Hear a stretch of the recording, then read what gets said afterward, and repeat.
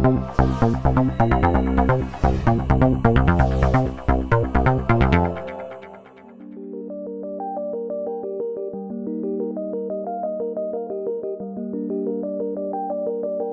we decided to start the Reinventors Video Roundtable series, Transforming Government IT, with the topic, Loving Both Innovation and Security, we knew it would be interesting. What we didn't know is exactly how productive, fun, and even accessible the conversation would be. We began by actually asking our panelists from industry, government, and academia, how would their lives be different? How would their work change if there was more love between these two activities? I used to work in government. Now I work with government as a private contractor. But when you're a small company, trying to figure out how to navigate the security process is very frustrating. Once you submit your request to get something done, you don't get any feedback or insight into the process for many months at a time. I think in general, we would see a decreased time to deployment. Deployment of new things should go way faster when there's love between these two things. As a corollary, we should see way more deployments. We should see that in government. We should see lots of deployments. Costs to deploy should go down dramatically. Generally speaking, as an employee, it would be way more fun. Instead of working harder, instead of just being more diligent, that we solve system problems with systems instead of solving system problems by throwing people at it. And that leaves the people free to march ahead and solve the new problems. I had this conversation this morning at 9 o'clock. Talked to this guy and I found out that he was at a big contractor and he was in charge of innovation. He was there for years and was so frustrated about the complexities of getting things done, the simplest things done. And he left. And we have to attract, we've got to attract people into these government jobs that are excited and where they're making things happen. It was fun for me to hear how much culture sets the tone for the way we do work and who takes responsibility for what. So I was reflecting on my experiences, and what's striking about my experiences in government, and even outside of Netflix and non-government, and then coming to Netflix, the big difference is culture. How it differs here is that the conversations between individual contributors, ICs, so you'll have a security expert talking to individual engineers at Netflix, and the jobs of managers are to provide context to engineers at Netflix so that they understand that innovation, there is a balance between innovation and security.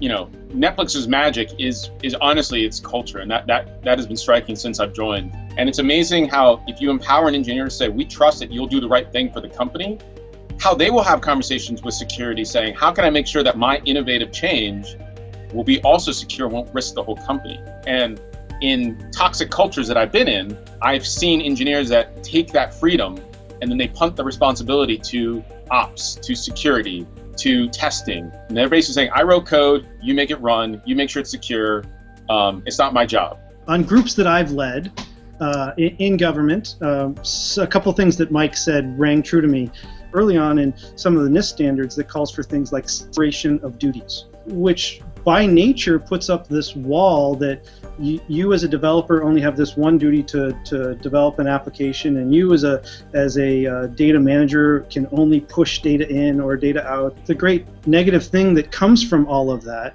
is this lack of inherent trust that I think Mike was speaking to. That culture shift needs to happen. That culture shift of, with freedom comes great responsibility. I think that's a great opportunity. When I stopped being a contractor and being, internal to a company, there's this inherent trust that everyone there is working for the good of the company, which isn't always there with contractors. And I think that will slow down that cultural change in the government. The government's incentives, unfortunately, are not to secure their systems. Their incentives are to comply with the law, and that law is the Federal Information Security Management Act. I've seen many government cybersecurity staff, they spend time preparing for an audit instead of trying to lock down systems.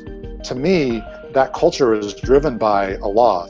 And when you've got technologies that move much faster than the legal process, or I guess I should say the legislative process, it's not going to make sense to have a law driving technical compliance. There have been a lot of studies that culture has a great impact because you have to have some way to interact with the other people who are in your group, and then through that interaction, it's possible to do good work. What stood out from having the conversation is that what we talk about when we talk about security and innovation and how we talk about it is really determined by who we have at the table and when we have that conversation. In my experience, early engagement fosters a lower overall cost if there's that equal trust amongst parties in the conversation. What I've seen in the past in other situations where you lack the early engagement, you end up with whoever the compliance reviewer is, whether it's privacy or security or legal, whoever has a last is at the place of deployment and they're answering some compliance question. That's just a bad way of doing business, because for whatever reason they could put a stop to it and say, no, we're not going to deployment, and then you miss all of those sunk cost opportunities. Well, I think an important point is trying to get all of these people at the table. One of the great case studies about federal government spending is what happened at the Federal Bureau of Investigation with their virtual case file. It was very clear that the technologists were not at the table in planning that system. And things really went in a different direction when the internal technology people got to the table and started talking about how to fix it, and the technologists who were working for the contractors were there. I was also surprised by how accessible the conversation was, touching on themes that had to do with professionalism in general and how people interact with each other in the workplace. I think it needs to start way before common language. It needs to start at just basic professionalism, that we have a desire to work as a team and get product to market that generates whatever business we're involved in. It's as if innovation leaves security behind because it slows it down. So it's like innovation is a train you just don't get in its way. And if you try to talk to the conductor of the train about, hey, wait a minute, you're exposing all of your passengers to increased risk by adding this new innovation, you just get thrown off the train pretty much.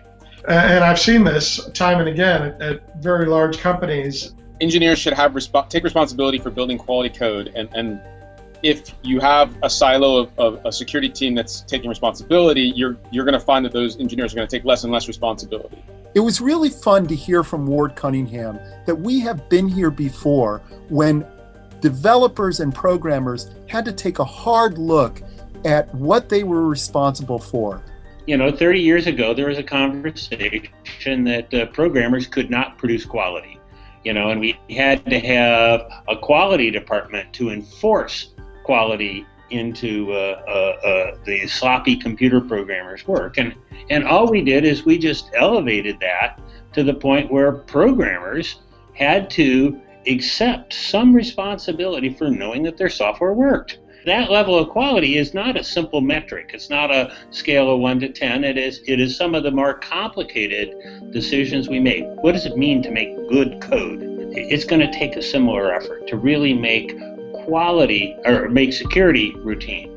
We can't patch it on from outside. Everybody who writes every line of code has got to be thinking about security while they write that, but they have to think of it in terms that they can actually still get their job done. You have to let the innovators get the job done while they're innovating. My big takeaway from this roundtable is that we need to have a lot more conversations with different voices at the table talking about innovation, security, and culture. And that's what we're hoping to do with the rest of this series. Join us.